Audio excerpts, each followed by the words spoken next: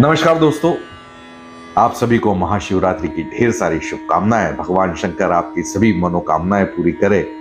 इसी प्रार्थना के साथ एक बहुत सुंदर कहानी आपके सामने प्रस्तुत करने जा रहा हूं। आखिर शिव का सबसे बड़ा भक्त कौन माना जाता है? हम सभी जानते हैं कि शिव के सबसे बड़े भक्त है रावण। आखिर रावण को इतना बड़ा भक्त क्यों माना जाता है? इसके पीछे एक बहुत सुंदर कहानी आचार्य चतुर्सेन ने लिखी है अपनी किताब में, और वो कहानी पढ़ के मुझे बहुत आनंद आया, तो मैंने कहा आपको भी सुना देता हूं। रावण जो था सप्तद्वीपों पर विजय प्राप्त करके पूरे इधर उधर भ्रमण कर रहा था, और अचानक वो कैलाश के इलाके में पहुंचा। और कैलाश के इलाके में जैसे ही वो पहुंचा तो वहां पर नंदी ने रावण को रोका कि भाई ये निषिद्ध क्षेत्र है, जैसे यहाँ पे नो एंट्री होती ना, उसी तरह निषिद्ध क्षेत्र है, यहां पर आना मना है। तो रावण ने नंदी से कहा कि तुम जानते हो मैं कौन हूं?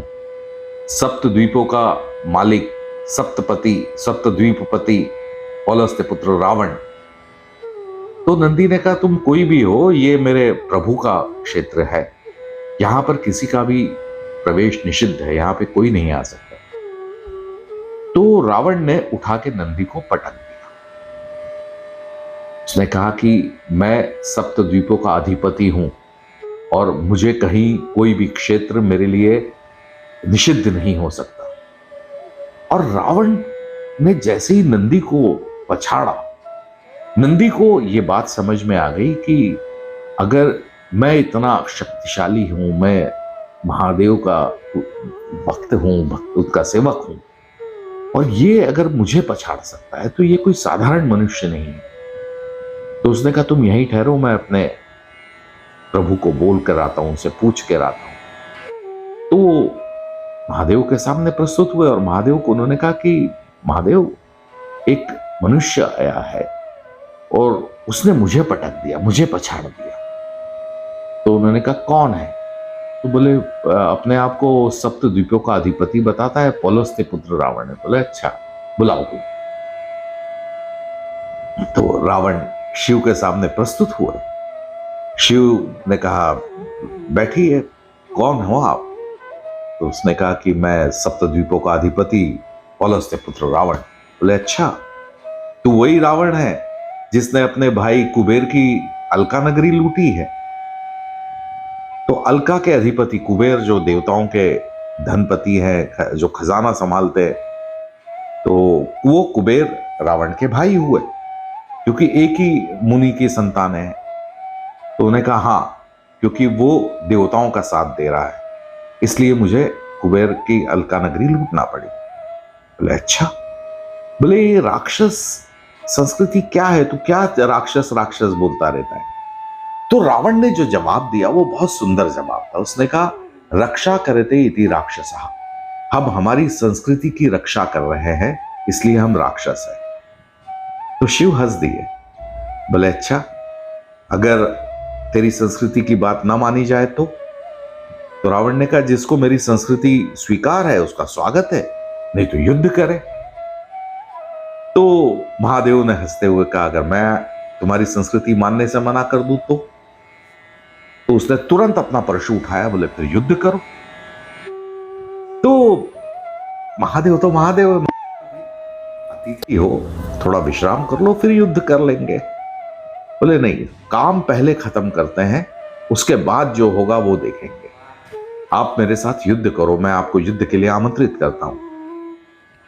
तो महादेव ने कहा जैसी तेरी इच्छा। वो उन्होंने अपना त्रिशूल उठाया, इस रावण ने अपना परशु उठाया, और युद्ध शुरू हुआ। और तकरीबन 21 दिन ये शिव का और रावण का युद्ध चलता रहा। रावण को युद्ध करते करते लगने लगा कि शिव युद्ध तो कर ही नहीं रहे, ये ऐसे लड़ रहे हैं जैसे कोई उस्ताद जो है, गुरु जो है, वो अपने चेले को सिखा रहा हो। थक के चूर हो गया, पूरी तरह से थक गया, और शिव तो युद्ध कर ही नहीं रहे थे। रावण थक के चूर होके उनके चरणों में गिर गया। बोले शंकर शंकर शंकर। तो बोले ये क्या है?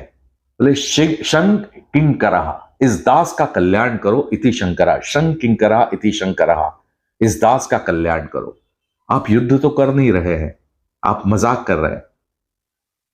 तो महादेव हंस दिए और उन्होंने उस नाम को स्वीकार किया। तो शंकर नाम जो है वो रावण ने दिया हुआ नाम है। रावण निश्चित ही सबसे बड़े महादेव के भक्त थे, बस उनका अहंकार जो था, क्योंकि योग माया कहते हैं ना कि कोई प्रभु के पास इतनी जल्दी नहीं पहुंच सकता, कहीं ना कहीं भटका होता है।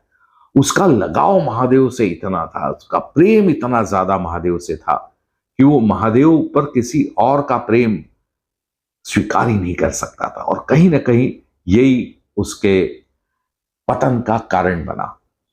तो भक्त कितने ही आप बड़े हों, कितना ही आप भक्ति भाव में डूबे हुए हो, कितना ही भगवान आप पर प्रसन्न है, पर अगर आप में इस बात का गर्व आ जाता है, अहंकार आ जाता है, आपकी उपलब्धियों पे अहंकार आ जाता है, हम कोई नहीं होते करने वाले, करने वाला वो है।